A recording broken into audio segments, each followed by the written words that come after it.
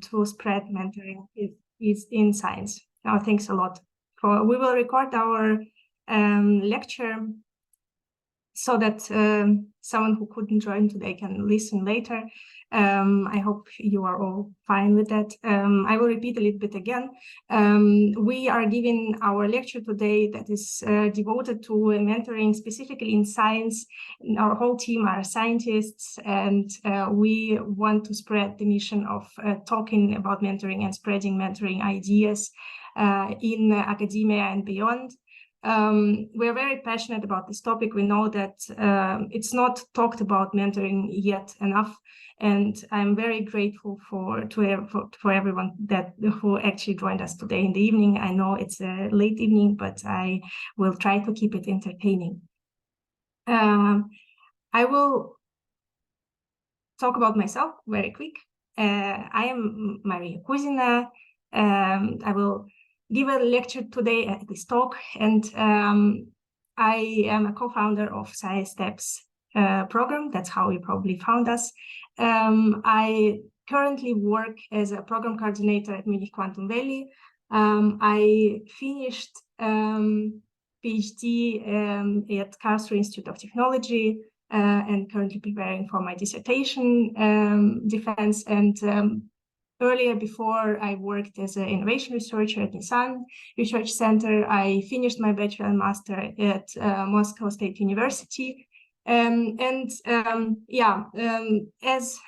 we always say, science is extracurricular, but actually is a very big part of my identity. I work as a scientific communicator since recently, and I did my internship at the Lipotype, lipidomics-based company in Dresden. I am a co-founder and the co-manager of Sci.STEPS mentoring program for young scientists, and I'm myself a young scientist mentor. Since the last years of my PhD, I help young scientists with their career, with motivation to do science or quit science and find something that is their new passion. And that's why I'm talking about it today, to share my experience and the experience of the whole team of ours, and to inspire you to learn about mentoring yourself. So what would be today's topics? Of course, we will explain a little bit what the mentoring is and why you even want to try it. And especially because we are scientists, we will focus on what mentoring is in science and why it's important. And of course, we will also give a little bit tips how to find your mentor, if not in our program. And of course, I will mention Sci.STEPS, but briefly in the end, so stay tuned. I think it is the most frequent question in science. It's how. If you're very emotional, it's also how, and then a couple of words after that. But we very often in science don't know what exactly to do and why no one taught us these skills, although science is one of the fields where you have to be capable in a lot of directions simultaneously. You have to make responsible decisions that define your career very early. You have to dedicate yourself to specific paths for a very long time, like a PhD, for example. You have to search for scholarships, fundings, professors, also yourself. We don't have recruiters and managers, and scientists become on their own kind of also managers of the projects of their career. And then you also have to apply your skills both in science or out of science, and science is a field where skills are usually highly specialized, or at least it is how scientists think about themselves. So switching to another area can become complicated and unclear. Also, if you decided to change your career, it is also quite challenging for scientists, not only because, as I said, we are highly specialized, but also there is a lot of moral dilemmas that scientists meet, because science is something that is presented in this society as a destiny, as something that you chose as a young child or early in the university. So dropping out of science becomes quite a crisis for young professionals, which should not be, and for which mentoring is always a very helpful, safe solution. And of course, if you actually stay in science, which we all also support, and actually all our team does our best that people in science feel better, it has a lot of challenges as well, and not a lot of clear instructions how to do it better for yourself. So except for that, there's depending on which stage of your career you are now, you have different scale of questions, and it's different, they become just more complex with time. So how do I, why am I supposed to learn these difficult subjects? You can use actually some help for that as well, because in the beginning of your path, it can be unclear, but also how to find your motivation, how to structure your work properly, where to find all of those amazing opportunities and network that people speak about. What if I don't want to become a scientist anymore, and where can I find support with my projects if I don't have it around me, if my supervisor is not very supportive? So different scopes of questions actually can be answered with not necessarily one answer. It's not one person who will solve your problems. In the end, it's you who will solve your problems actually, but you can get a lot of support and mentoring with most of those questions. Even we will speak about that a little bit later. So I'm talking about mentoring for 5 minutes already, and most probably you are thinking about mentoring is something like an average of those 3.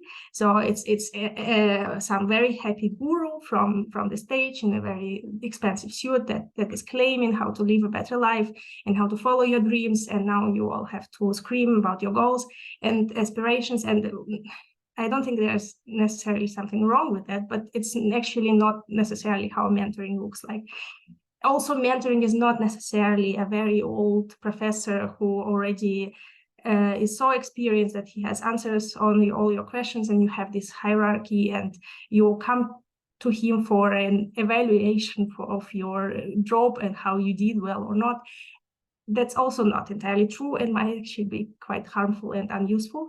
And also, it's not a magical guru who has some motivational quotes and affirmations for you, and you just find a safe space there, and then you will spend your time and come with your day further. Actually, none of those models we really support in scientific mentoring, but for each each his own. So it's okay also to be drawn to one of those options. But I will tell you what mentors actually can be. So way more pragmatic and way more science-oriented options can be your peers. It's called actually peer mentoring. Mentoring is not very formalized in social sciences, in psychology yet, and I'm not a psychologist to talk about that, but of course we do some research on that, and all of these types of mentoring exist and have their pros and cons. So peer mentoring, group mentoring, classical mentoring differ by the amount of participants, by the different type of support or knowledge transfer that you get. So in this row, the amount of support and knowledge transferred you actually increases if you get a more experienced colleague, if you work with someone longer, if you have a complicated multi-dimensional feedback from many peers. As you can imagine, you will just get a little different type of input, but can be very useful depending on your situation. However, today I will talk a little bit more about this classical mentoring. So you find an experienced person in your field, and they mentor you tete-a-tete, so one-to-one, and you get productive, fruitful, personal connection that is both sharing of experience, support, goals, motivation, and so on. I already kind of made a spoiler of the next slide about the components of the mentoring. Why these 3 images that I shared with you earlier do not represent mentoring in our vision fully is because not all of them, none of them contains all of those components. So we have motivation. It's an initial decision to come to the mentor, or initial decision to approach your challenges and tackle your problems. The motivation to set higher career goals.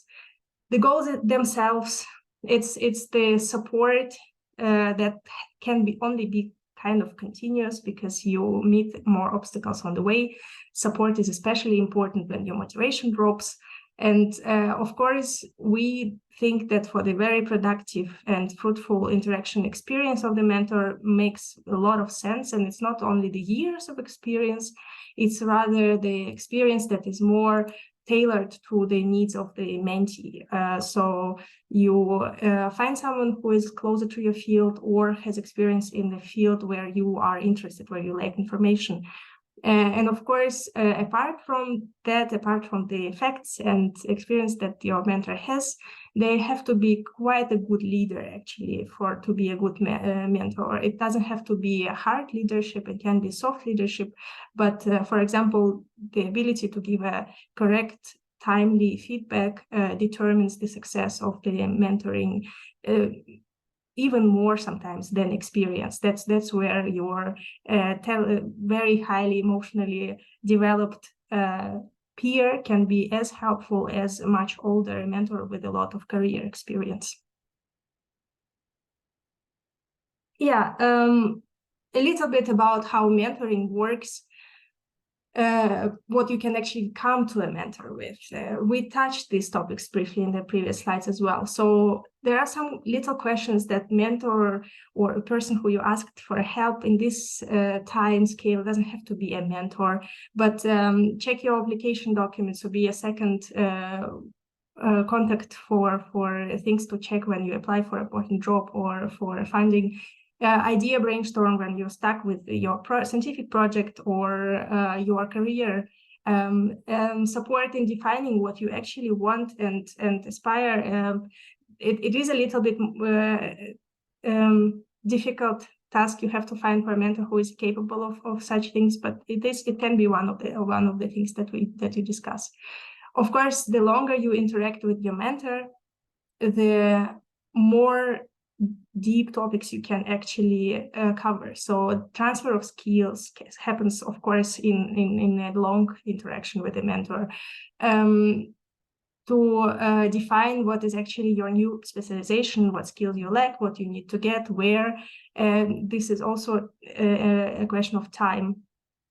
Of course, tracking of the progress that helps you to keep motivation high happens in a longer cooperation with your mentor.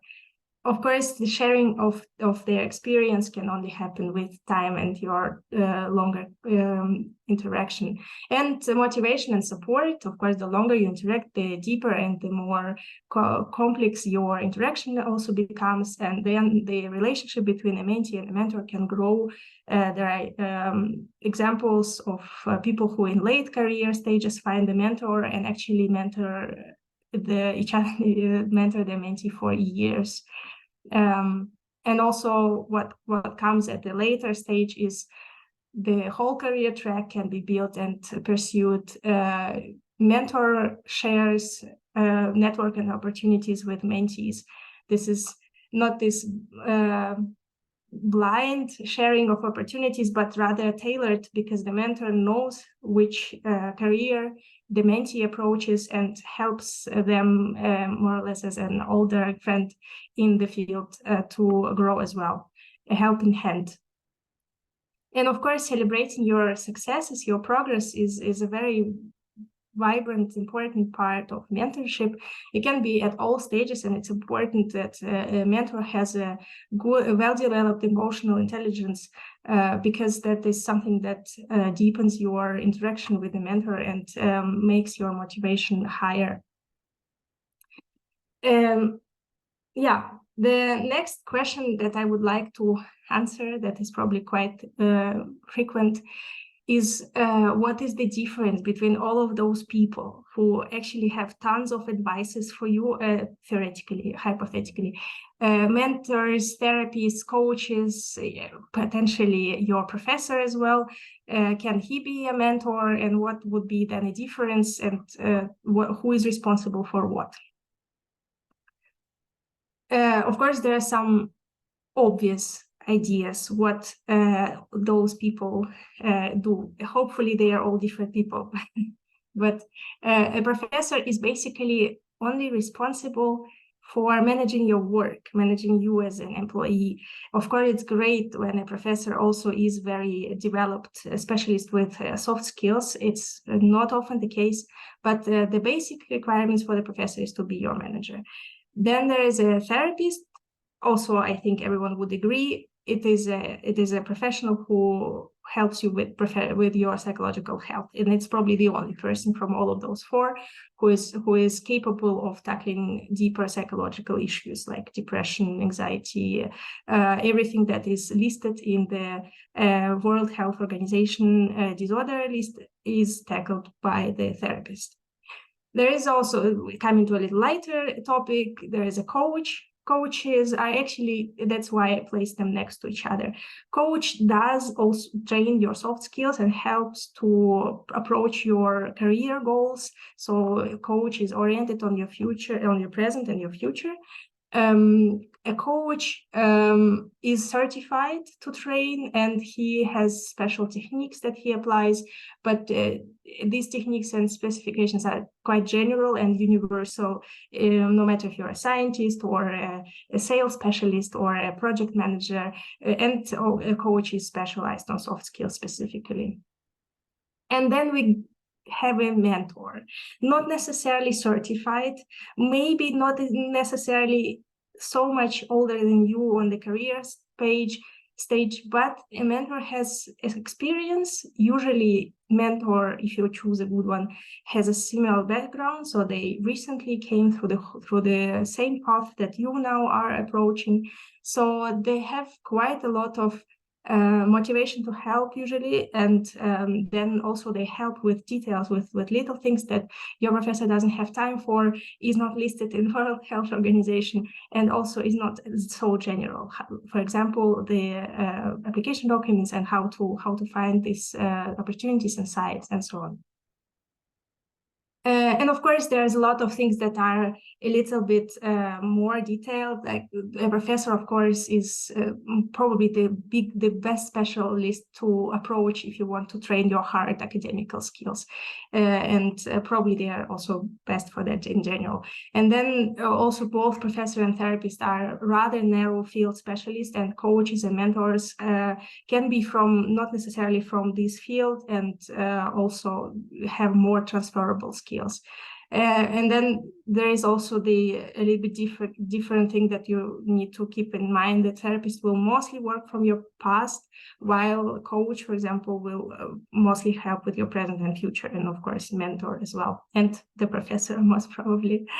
What else? And more helping with your career, of course, not only mentors, and you can of course seek for coaching help, and we highly recommend it. And in our team in Sci.STEPS there are coaches, so this is common. Of course, feedback is common for some of those. For example, therapists don't really give feedback, and it's not ethical very often, but as well as coaches, they more support, share their tips. But the professor gives you tons of feedback, not necessarily productive, not necessarily helpful, but it's also their job to do it. And mentor most probably, hopefully, gives productive, helpful, and supportive feedback that you lack so much in other types of professional interactions. Exactly. So as you see, there's a lot of things that overlap. There are some things that are rather distinct, and this is why we think mentoring has its niche, its specifics, where it helps better than other types of educating, advising, supporting interactions in your life. Yeah, now when I totally sold you the idea of mentoring, and you already want to find yourself a mentor, I will talk about how to actually do it. I think these questions that are listed here are very opening in principle, because I don't think we think that often who from our network, from our probably colleagues are actually inspiring us. I'm not sure that we are thinking about inspiring role models enough, because science is quite pragmatic, but inspiring doesn't have to be very poetic. It can be just a colleague who has skills that you don't have, who is well more developed in the career than you are, who you could genuinely learn a lot from, and who is right now doing a career that you would like to do. This is probably one of the most important ways how to find a mentor who actually will suit you well. But also this inspiration factor is a little bit personal, because if you don't like a person, they will most probably not inspire you. And in mentoring, the personal vibe, the fact that you actually would like to trust this person and talk to them about the problems that you have and the things that you probably don't do very well, and also show them your academic application documents that are not perfect. It's important that you trust and genuinely think good of your mentor and want to talk to them. And yeah, as I said, colleagues can be your mentors if you make framework for such interaction. Of course, it can be graduates from your university, so second circle contacts. It can be people who you knew from school. It can be students that are one level higher than you. It can be a lot of people, depending on what goals you are approaching and who you have in your closer and far network.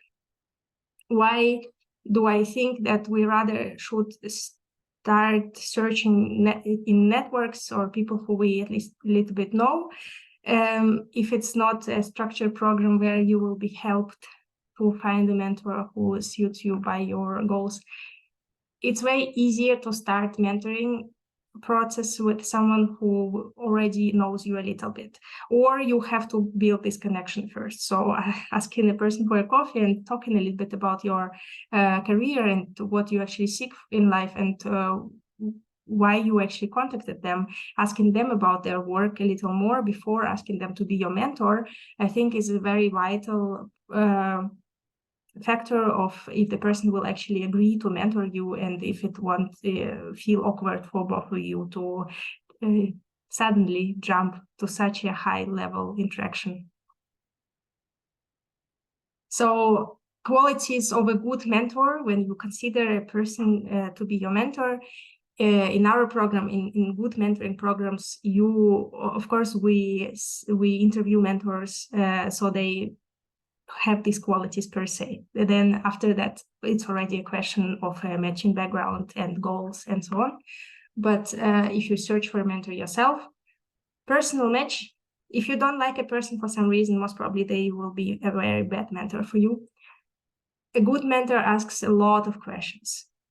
It's not true that a mentor is a person who just talks and then you write everything that they say and then you do whatever they told you to do. That's a very bad mentoring. Good mentor knows how to support you. This is something that not all people actually know how to do. It's a high-level soft skill. So that is also good to follow a person in social media, to know them from personal life a little bit, because then you most probably know if they're supportive or not. The good mentor can moderate the dialogue. It is also a leadership skill. So what is actually needed now more? Is support needed? Is a little bit of motivation needed? Is keeping your mentee accountable needed? Is highlighting some challenges, some obstacles that mentee doesn't notice needed? This is a very tricky and one of the most interesting parts of being a mentor, is this ability to actually lead the interaction. Of course, mentor should be able to give productive feedback. Quite a lot of people in science think that productive feedback is something where you very harshly, not sugarcoating, simply criticizing people for what they're doing wrong. This is not productive feedback. And this is something that we're trying to change with mentoring as well, so that people become better communicators. Productive feedback is a thing that elevates a mentee, your colleague, and motivates them to do better without giving them bad thoughts about their professionalism, and also without undermining their experience and opinion, which very often happens when you give a feedback without acknowledging that the person took some efforts and had some opinion to do certain things. And of course, a good mentor is not categorical about things. You also can continue this list. It has to be personally suitable for you. For some, it's extremely important that the mentor is tolerant and accepting and supporting more than leading and otherwise. So it is a little bit tricky to find a perfect match, but most important that the basic things are there. And also this slide can be a perfect example why you actually want to become a mentor yourself, why you want to try yourself, because these are some skills that a lot of people in science lack, although they are so useful in every managing position. Actually, that would be amazing if professors and group leaders would have these qualities. Not only in science, we like to paint science in black colors, how no one has good soft skills here. Actually, in industry, there's not so many people with such skills as well. So if you train your qualities of a good leader and a good communicator, you will be very successful in interaction with people. And you will build a lot of deep connections in your career. Yeah, these are very important things that I think you should consider in both ways, if you're a mentee or a mentor. Of course, it's not only the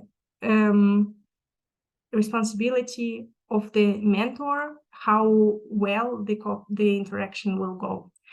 The work of the mentee starts way before the mentoring process. These are the questions that we highly recommend to consider when you think about starting a mentorship, or where already you found your mentor and you want to start the work soon. What would be the effect that you expect from your interaction? Do you want support? Do you want to reach a very ambitious goal? Do you want to learn a certain skill? It's better to formulate it in the beginning, because it will be easier for you to request it from your mentor. And of course, it's important to decide what you would start first from. This is not the responsibility of the mentor. It is rather the responsibility of the mentee to come with the task, with the problem, and then let the mentor help them. Also, it's important to understand how it is easier for you to organize your process. We highly recommend to track your progress in mentoring, because this is what differs a mentoring process from a chit chat with your colleague, friendly, supportive phone call with your mom. This is some sort of a framework where you have goals, you have little bigger milestones, you have accountability, and you can track your progress to keep motivated in the long run. And of course, a mentee is equally responsible for giving ethical feedback to a mentor, highlighting the things that don't work, or types of interactions that don't help, or challenges that remain unsolved. And it has, of course, to be also considerate and productive. And only this way the interaction will be joyful for both of you. So yeah, communication is something that is trained the most in the mentee-mentor couple interaction. Now, when I laid most of the facts and knowledge that I know about mentoring, I would like to introduce to you a little bit our mentoring program, who I'm a co-founder of, and my colleagues who are in this chat. A lot of people who joined us today haven't been a part of Sci.STEPS program before. I am very grateful that you joined us, and I would like to share our mission, vision, and values with you, because I believe if you came, you actually can very well belong to our community, and we would be happy if your mission, vision, and values in mentoring align with ours. So we actually want to build a community of scientists at very different stages in academia and beyond, to share their experience, to help each other, to work against the worst parts of academia and post-academia, and build a better future in career in science and beyond. That's exactly what we envision in a beautiful future, that we will have a world where everyone has equal access and everyone knows how to build their career consciously and with as big joy as possible. I know a lot of people actually don't believe that you can build your career with joy, but this is something that mentoring exists for. We actually believe that you should aspire the career where you mostly enjoy what you're doing. And of course, a good community cannot exist without values. We try to create a safe space for everyone. We work a lot on building a community. We have our social media, we have our channels for the program participants. We try to increase the motivation of our community, both not only by the means of mentor help, but also on our events. We also try to make our program more and more accessible. That is why I'm giving this open lecture to you today. We believe that each participant of our community is equal and unique. And we also are a transparent organization. We are publicly open all our goals and our mission, and we will continue doing so as well. We already had one season last year. Unfortunately, it was a first trial, so it was a Russian-speaking season that we built mostly on our network.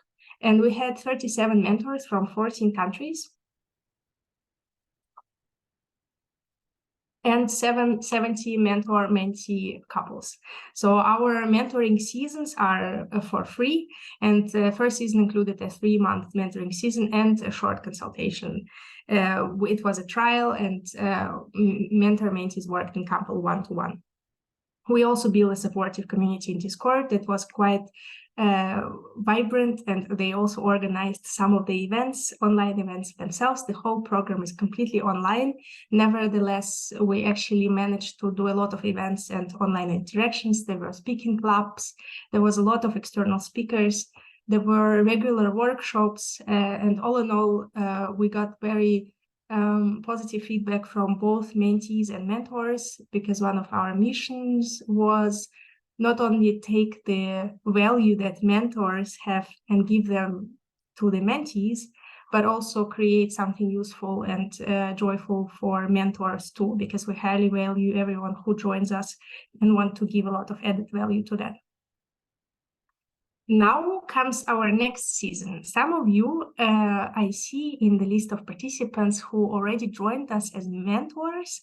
I hope with today's lecture I managed to make it clear how we envision our cooperation and why we exactly chose you, because you all have these qualities that I mentioned in the previous slides.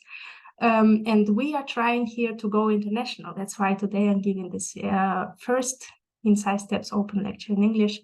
We actually will keep a 2-language format, and this season we have 15 English and 15 Russian-speaking mentors who are located worldwide. This is exactly our goal, to make Sci.STEPS international and accessible for everyone who needs mentoring in science. Even more positive news is that we open our call for mentees. It will open on Monday, on 4th of December. We will share the open call everywhere, starting from our website and on all our social media. And of course, for everyone who registered on this lecture, we will also share this link with you.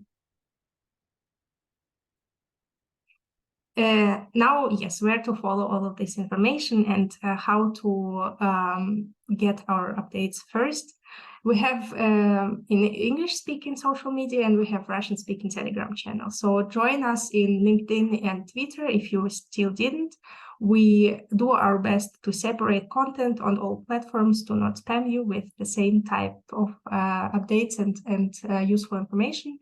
Of course, you can find all the links to our social media and all program updates on our website, Sci.STEPS.org. There's also a two-language version of it. We are happy to have as many subscribers as possible. We want to grow. We will be very happy if you share our posts and in social media, and especially share our open call for mentees, because we want to help people who need help. These are the ways how you can support us. We welcome new mentors, new mentees, and especially also invited speakers. As I said, in our mentoring seasons, but also between the seasons, we are happy to be a platform where people share their skills on the bigger, now also international audience. Of course, as I mentioned, share our posts and news with your network. That's the best, easiest way for us to find our active audience. You can help us with useful contacts. As a non-profit volunteer organization, we constantly seek help. Recently, we are searching for a tax advisor and lawyer specializing on non-profits in Germany, because we want to register as a non-profit eventually. We would be very happy to find someone. If you know the contact, please tell us. All the contacts of our program are on the website. We also seek in contacts with other nonprofits and other educational organizations. We're always happy to collaborate. We're happy to share our experience on building mentoring programs, and in principle, happy to find like-minded organizations worldwide. And of course, for this lecture, if you are already a part of our program, if you believe in our mission, we would be happy to get a support from you with a donate. Running a fully functioning volunteer program is completely on our costs, but we do get a lot of support from our community, and very grateful for that. I will leave the link here, and maybe also actually share it in the chat.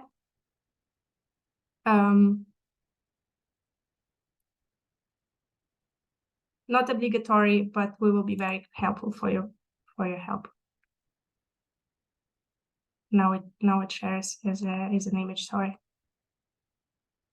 Yeah, on this part, the mandatory slides are over. I'm very grateful for your attention, and I'm happy to answer your questions. I hope there will be questions.